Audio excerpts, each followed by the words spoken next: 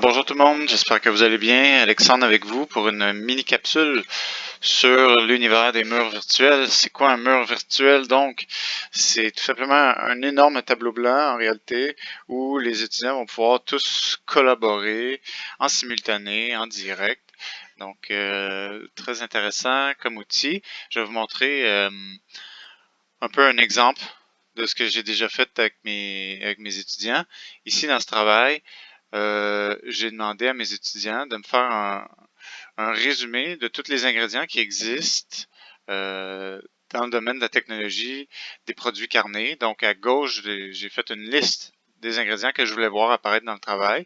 Puis ensuite, on voit que plusieurs élèves différents ont travaillé, ont écrit une section sur un ingrédient. Ils ont mis des images en lien avec les différents ingrédients. On peut noter chaque commentaire, soit par des étoiles, soit par une note.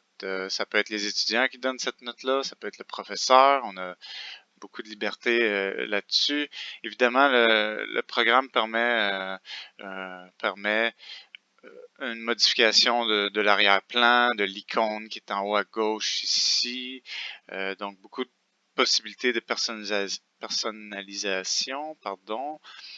Très simple pour les étudiants d'utiliser. Ils se connectent avec son compte Google, tout simplement. Et puis, pour faire un nouveau commentaire, on double-clique sur le tableau.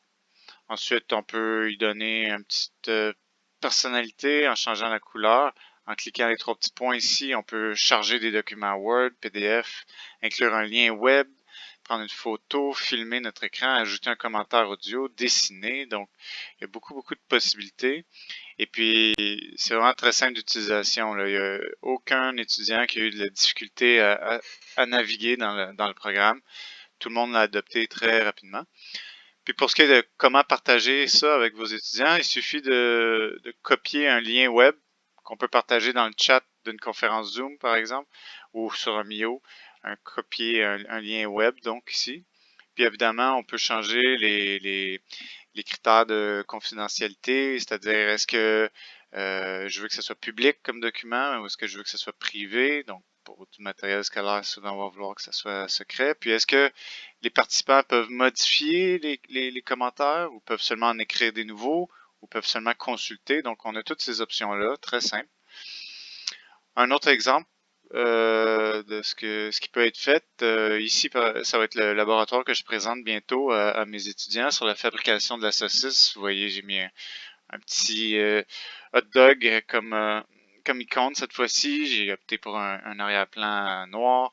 Donc, on a plein d'options de personnalisation. Et puis, donc, chaque petit post-it ici sont des sections du travail que les étudiants ont à faire. Je donne des explications. Et puis, pour plusieurs de ces sections-là, j'ai mis une vidéo ici, par exemple. Une vidéo que l'étudiant peut consulter. Ça montre à quel endroit trouver l'information sur un site web. On peut mettre en plein écran, évidemment. J'ai inclus un fichier PDF des normes en matière de microbiologie alimentaire que l'étudiant va pouvoir aller consulter directement. J'ai mis les consignes également du laboratoire, les consignes avec la grille de correction. Donc, tout est inclus à l'intérieur d'un même outil.